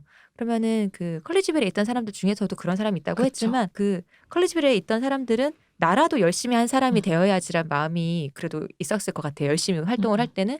근데 반증 사건이 일어난 후에는 같이 뿜뿜 아까 얘기했듯이 같이 뿜뿜하면서 이게 아닌가 긴가민가 해도 서로 이제 그런 같이 믿음을 공고히 할 수 있는 사람들이 점점 숫자가 많아야지 그게 와해가 되지 않는 건데 컬리지빌은 그게 아무래도 적었던 그쵸. 거죠. 같이 있어도 문제인데 아무도 없다라면 더 이상 내가 이 신념을 가지고 가야만 하는 이유가 없어지는 거죠. 그러니까 합리화된 논리를 진심으로 믿는 건 부조화를 줄이는 데 있어서는 필수 조건인 거예요. 그러니까 그런 목사들이 전 삐리리 그분이 정광훈 씨가 계속해서 자극적인 말들을 하고 집회를 열고 뭔가를 하려고 하는 건 이 구심점이 한번 흩어져 나가는 이상 사람들이 정신을 차릴 거거든요. 오자마자 가장 즐거운 시간, 헌금 내는 시간. 돈은 중요합니다. 한국인에게 헌금, 종교 그 여러 가지 K적인 맥락에서 그 어떤 굉장히 일정 지분을 차지하고 있다고 저는 생각을 해요. 헌금과 종교. 사실 종교가 뭐 우리 늘상 여러 번 말했지만 복지나 가족이나 이런 뭐 사회가 해줘야 될 여러 가지 복지나 아니면 마음 어떤 것이나 그 안정이나 이런 거를 대신해 주는 게 진짜 크잖아요. 맞아요. 많잖아요. 그러다 사실 보니까 생각보다 저희 어머니도 교회를 다니시는데 어머니가 말씀해 주신 걸 듣다 보면은 생각보다 많아요. 노인에 대한 서비스가. 단순히 그냥 뭐 노인분들 일주일에 와서 뭐 마음 적적하니 수준이 아니라 장례부터 시작해서 노인분들을 구청에서 물론 어른들이 한번 찾아뵙지만 그걸 찾아뵙듯이 그런 여러 가지 서비스들이 굉장히 많더라고요. 그러니까 뭐 사람은 역시 사람이 필요해서 네, 그런 거죠. 어른들도 그래요. 그러니까 왜냐면 이게 직장에 그러니까 왜 이런 말 많이 하죠. 나이가 들면 왜 다들 이제 좀 결혼하고 자리 잡고 애 키우고 이러다 보면은 제 친구들이 한정해서라면 이런 얘기를 하죠. 제 직장인 친구들과 저는 이제 부류가 둘이에요. 그냥 예술대를 다녔던 네. 날라리 친구들이랑 평범한 직장을 다니는 일반 가장 친구들이 있는데 네. 예술대를 달리는 날라리들 뭐예요? 다 봤잖아요. 봤잖아요. 다 봤잖아요. 이 가장 친구들, 그러니까 예를 들어 저희 베트남 친구 같은 네. 그런 네. 경우면 이런 식인 거예요. 밤에 혼자 있고 싶을 때가 있으면 보통 이제 그 차 같은 데 들어가 그쵸. 있잖아요. 이렇게 집은 왜 애기들이 음. 시끄럽고 이러니까 차 같은 데가 있는데 갈 때 옛날에 이제 자취하는 사람이 없으니까 갈 데가 없는 거야. 차를 탔는데 옛날엔 차 없어도 걸어서라도 친구 집 갈 데가 있는데 이제는 차가 있고 기름도 꽝꽝 치고 친구가 배고프다 밥도 사줄 수 있는데 갈 데가 없는 거야. 그래서 그냥 만나래가 없다. 주차장에서 공회전을 하면서 인생의 비극이다 진짜. 음악을 듣는다 이거지. 혼자서 그냥. 그래서 갑자기 카스테레오 이런 거에 엄청 투자하시는 분들이 갑자기 생기는 게 그죠. 그런 맥락이구나. 그때가 이제 나만의 시간으로 즐길 수 있는 어떤 이제 그 차가 나의 공간이 되는 거지. 요즘은 또 좋은 게 미디어가 좋으니까 차에 들어가 있으면 어쨌든 미디어로 텔레비전도 볼 수 있고 그치. 모두가 다 할 수 맞아요. 있으니까 조용히 뭐든 할 수 있는 거죠. 이제 그런 거고 이쪽 날라리 친구들을 보면은 혼자 사는 친구들이 많다 보니까 솔직히 말하면 밤에도 안 자요. 그러니까 뜬금없이 진짜 예를 들어 제 가장인 친구들한테는 혹시 자냐? 이런 게 있는데 전 요즘에 그런 질문도 안 해요. 그냥 연락하는 거지. 네, 박 박사한테는 새벽 2시에 야 있잖아. 바로 전화해요. 내 지금 뭘 봤는데 너 지금 이거 한번 볼래? 보고 좀 얘기해. 그냥 이래요. 근데 이거를 저도 자연스럽게 하다가 제 친구들이 저의 모습을 보고 부럽다고. 부럽지. 그러니까 근데 이제 이러다 보니까 우리끼리 암약해서 우리끼리 막 서로 뿜뿜하고 있다 보면 바로 이런 일이 벌어지니까 그 감독은 말이야 쉐시야. 근데 사람들이 다 찬양해. 세계에서 최고의 감독인데 막 우리가 보기에는 아닌데 막 이러면서 인지 부조가 벌어지는 거죠. 근데 이게 그 예전에 썼던 가쿠탄이랑도 연결이 되는 게 네. 그러니까 지금 SNS가 발달한 시대는 인지 부조화가 사실 넘쳐나는 시대라고도 생각을 해요. 그러니까 인지 부조화가 일어나기 좋은 조건에 놓여 있는 거죠. 그죠. 내가 설계한 내가 지지하는 사람들 타임라인으로만 제가 그냥 원래 SNS 잘 안 하는데 박 박사가 덕질 계정을 만들면 재밌다 그래서 한번 계정을 만들어 봤어요. 정말로 그 강아지, 고양이, 기타 이 세 가지로만 된 인스타그램 계정을 만들어 봤어요. 타임라인을. 그 계정을 피면 한 최소 5분은 행복해요. 그러니까 아무 생각 없이 원하는 거가 그날 쌓인 거 있잖아요. 어쨌든 새로운 누군가가 쌓여놓은 것들이 5분 동안 펼쳐지는 거야. 예쁜 애옹이 멍멍이들을 보는. 그러다가 또 좋아하는 뭐 무슨 누가 기타 샀네, 뭐 뭘 샀네, 악기가 누가 했네 이러니까 뭐 잠깐 근데 이게 만약에 그냥 취미생활 요 정도가 아니라 예를 들어 좀 정치라든가 종교라든가 이런 거 좀 조금 뭐랄까 진영에 몸담고 조금 이걸 딥하게 이렇게 뭔가를 할 수 있는 하드하게 할 수 있는 네. 거. 그런 거에 쪽에 꽂혀서 그렇게 타임라인을 구축하면 인지 부조화가 뭐야? 인지 부조화가 안 생기지. 그러니까 맞아요. 인지 부조화가 아니지. 극단적으로 생기지. 왜냐면 만약에 네이버 뉴스를 폈는데 반증 사례가 계속 나와. 진짜 만인의 만인에 대한 투쟁 상태에 돌입하게 돼요. 근데 반증 사례가 네이버 뉴스가 진짜 진짜 이런가 하면서 내 SNS를 키면 아니라는 그쵸. 거지. 그치. 사람들이 다 서로 맞아. 사회적 이거 말하는 사회적 자원 지지가 있는 거죠. 그거 아니라고. 지금 정광훈을 지금 음해하려는 지금 박근혜도 그렇게 했던 좌파들이 박근혜도 내리고 지금 그렇게 하려는 거라고. 그 대극작가인 아서 밀러조차도 내 주변엔 공화당 지지자가 아무도 없는데 왜 맞아. 제가 대통령이 됐냐라는 말을 하는데 난 진짜 그 얘기 충격적이었어요. 세감 드립하지 마시고요라는 대표님이 그렇게 사례를 말씀해 주셨죠. 예술가가 그런 말 했다는 게 좀 충격받았거든요. 그 이유인즉슨 늙어서 예술 활동을 안 했기 때문이라고 봐요. 컨템퍼리를 잃은 거지. 맞아. 컨템퍼리 이래서 그래요. 무슨 얘기냐면 젊은 애들이 하는 예술을 안 들여다보는 늙은 예술가가 그렇게 돼요. 자기 시절 예술. 그러니까 쌓여 있으니까 계속. 재해석을 하지 않고 컨템퍼리를 잃기 때문에 라떼는 마리암 하고 있는 거지. 옛날 얘기를 하고 있으니까. 그러니까 미감도 실종되고 그게 사실 그게 정치 예를 들어 확신이 없더라도 솔직히 말하면 그 아시잖아요. 한수원님은 예술 공부도 하셨기 때문에 아시겠지만 정보가 딱히 없고 내가 보수니 진영이니 정치적인 정보가 없어도 아시잖아요. 이거 미추의 문제잖아. 그쵸. 이거 사실.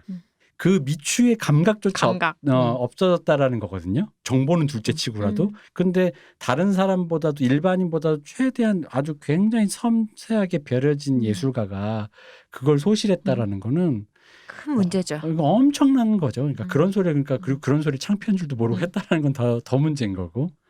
근데 사람들이 그러니까 그렇게 인해장막 맞아요. 맞아요. 그리고 오프라인에서 그분은 음. 노인이시니까 나이 들어서 인해장막인 거고 우리는 이제 SNS인 음. 거죠. 그러니까 진짜 인지부조화라는 건 저희를 사랑하는 저희 팬분들의 마음이겠죠. 여러분 그건 아니야. 왠지 알아? 오프닝 얘기했잖아. 계몽군주가 이미 북극성 시옷? 그 정도로 우리 팬의 문제는 문제가 뭔지 아세요? 너무 조용히 자기만 암약하고 계셨어. 이렇게 전도 활동을 안 해. 키치 부인처럼 너무 이래.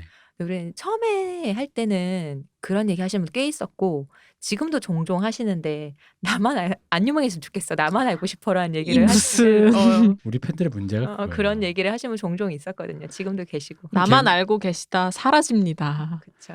계몽군주가 그런 얼마나 쑥스럽게 굳이 미사일에 그거를 받겠어요. 이렇게 말로는 안 하고. 저희는 다 알아먹었습니다.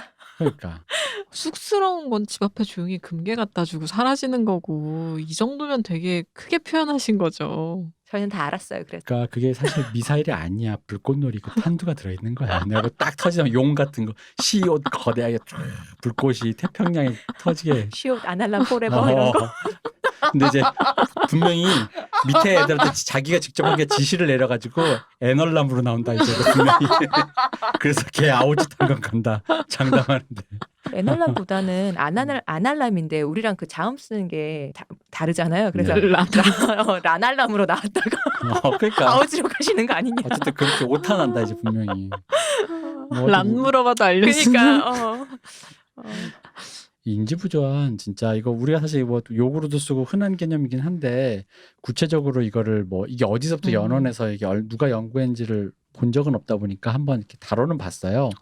근데 뭐랄까 듣고 나서도 이게 너무 옛날 연구다 보니까 아까도 우리 일부에서 얘기했지만 마음이 좀 착잡하고 그러니까 이 사람들이 마음 다침이 조금 걱정이 된달까? 그러니까 옛날에는 저도 좀 못된 마음이 있어서 아이고 이 어리석은 놈들 또 헛짓거리 하고 앉았니 약간 이런 마음도 있었지만 늙어서 그런지 이 마음이 특히나 또 이 사람들이 좀 귀엽긴 해. 귀여워서 특히 더 그런 것 같아요. 아기가 없는 사람들이니까 더 그렇지. 그래서 마음 다쳤을 게 조금 좀 안 됐고 이 마음 다침에도 아랑곳 않고 들어갔던 이 연구자 놈들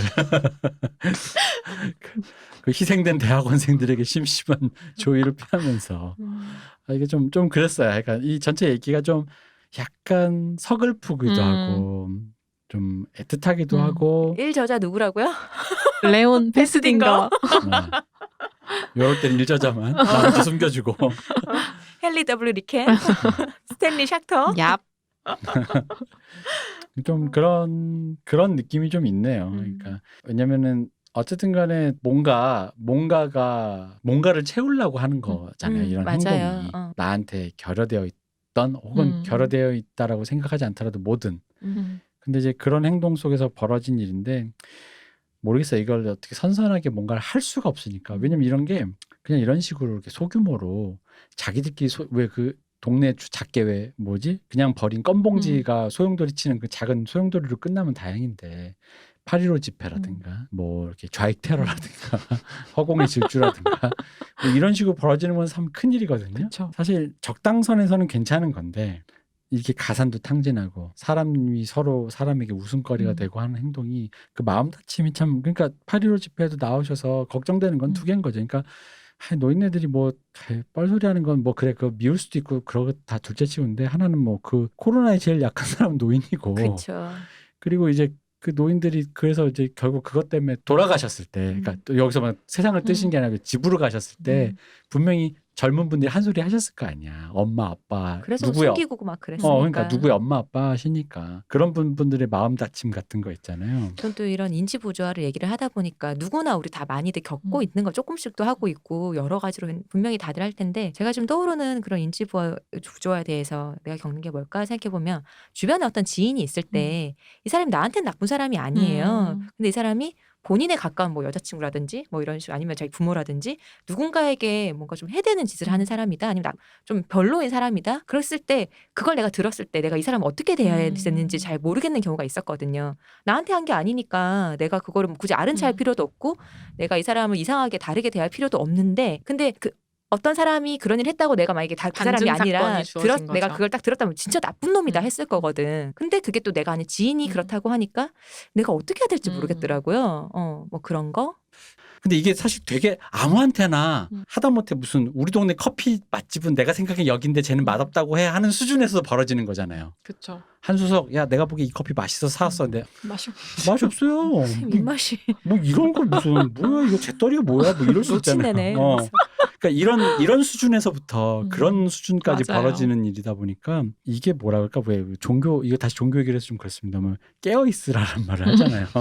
근데 참 사람이 어떤 순간에도 그런 상태를 유지하기가 참 힘들다라는 거. 그러니까 그런 거죠. 그러니까 남에게 해를 안 끼쳐야 한다라고 설명을 했지만 저는 그 말도 어쩌면 내가 더 큰 해가 끼치는 걸 막기 위해 이걸 하는 아, 거야라는 그렇죠. 말로도 맞아요. 반증이 돼요. 어. 그러니까 8.15 집회에 나가신 분들은 사명감을 갖고 나가셨을 거예요. 목숨을 걸고. 저 문재인 저 그리스도 무리를 내가 쫓아내기 위해 이걸 가는 거다라고. 그러니까 그분들을 보면서 제가 안타까운 건 그리고 어쨌든 코로나 그러네. 상황에서 마스크를 쓰지 않을 자유를 달라라고 하는 그 미국의 어떤 일부 계층들처럼 하면서 느끼는 건 깨어있는 방법을 사실은 알려줘야 하는 것 같다는 생각이 들거든요. 그러니까 어디까지가 남에게 해를 끼치는 행동이고 그러니까 이게 현대인의 사고, 문명화된 사고를 할 수 있게끔 계속 교육하고 도와줘야 하는 부분인 것 같아요. 그러니까 어디까지가 진짜 남에게 끼치는 해인가를 판단할 수 있는 기준? 그러니까 다르게 말하면 요새 리터러시 교육이라고 하잖아요. 그러니까 네. 문해력을 갖춰라. 음. 그러니까 주어지는 정보 그 자체가 아니라 그걸 내가 판단할 수 있는 소양을 갖춰야 한다는데 어떤 의미에서 보면 그 광복절 집회에 나가신 노인분들은 단 한 번도 그런 걸 교육받아 본 적 없는 분들이 전근대적인 시민이 현대 사회를 살아가려다 보니 벌어지는 비극이라는 생각이 들기는 해요. 그렇죠. 그러니까 이게 되게 어려운 게 되게 쉬운 얘기면서 어려운 게 나도 모르게 걸리는 트랩이랄까? 맞아요. 그래서 읽다 보면서 약간 좀 그랬어요. 단순히 그냥 어리석은 애들이 사이비 종교 믿다가 이게 그냥 패가 망신했네라는 얘기로 듣기에는 아까 우리 한수성님 말씀하셨듯이 그러기가 너무 쉬운 세계. 우리 모두 작게든 크게든 다 지금도 겪고 있고 앞으로도 겪을 건데 어떻게 할지가 사실 잘 모르겠어요. 어려워요, 진짜. 맞아요. 네. 그래서 뭐 이 책을 뭐 읽어보시라고 권유하는 건 아니고 네. 그냥 같이 아닌데. 우리 늘 하는 생각해보자. 생각해보자. 생각해보자. 뭐 또 그런 화두가 겁니다. 있으면 생각을 해보자는 거죠. 근데 제가 이제 잠시 뽕이 차다가 이제 방송 끝날 때쯤 내가 살짝 이제 뽕이 빠지면서 정신이 이제 불현듯. 무섭네요. 밖에 국정의원이 어쨌든 때리진 마세요. 저는 알아서 붑니다. 집에 데려다 주실라나? 술술 씁니다. 술술 씁니다. 걱정 때리지 않아도 됩니다. 네. 더 없냐고 때릴 수 있겠네. 위증해야 되나요, 위증? 정말. 이거 안 되네. 그럴 때 어쩔 수 없죠. 그거 진짜 뭐. 효자도 이발사잖아요. 위증하는 거. 어쩔 수 없죠. 뭐 미안합니다, 여러분. 무고하지만 같이 갑시다. 트위터 팔로우 신청 주의하세요. 언제 어떻게 잡혀 들어갈지 모릅니다. 이미 팔로우 하신 분들 어떡하지? 로그 기록을 페이스북은 넘겨주나요? 몰라요, 저도. 제가 알기로 트위터는 안 주고 페이스북은 주는 걸로 알고 그래요? 있는데. 뭐 그렇습니다. 어쨌든 미리 죄송하다는 얘기 드리고요, 여러분. 네, 죄송합니다. 여러분들은 반국가적 활동에 참여하신 이적단체 구성원입니다. 어쨌든 인지부조와 재밌게 들었습니다. 좀 이걸 그냥 왜 지나가는 욕으로 가볍게 하는 게 아니라 이렇게 조금 들어가서 얘기를 하니까 생각할수록 생각이 많아지고 어렵고 그래요. 교수의 연구 윤리와 희생된 그러니까. 대학원생들을 묵념하며 그렇죠. 그리고 마음 다친 맞아. 몇십 년 전에 이 모임 이런 그쵸. 분들께도 맞아요. 그리고 가장 안타까웠던 두 분, 클레오와. 암스트롱의 딸과 클레오 걸었는데 이게 보증금 빼가지고 주식 투자한 애랑 똑같아요. 비트코인에 맞아요. 가산탕진한 20대. 맞아요. 20대랑 똑같아요. 이게 되지 않으면 뒤가 안 돼. 없는 거예요. 네, 그치. 어차피 보증금은 박혀 있는 거고 난 답이 없어요. 그러니 보증금 빼서 한 방에 걸은 건데 라는 느낌인 거고 그분 블리츠키 부인 왠지 행간이 생략된 가정폭력과 기타 여러 가지 행간이 생략된 암울한 그분이 애가 없어서 더 공허한 마음이 좀 맞아요. 들는데 그렇죠.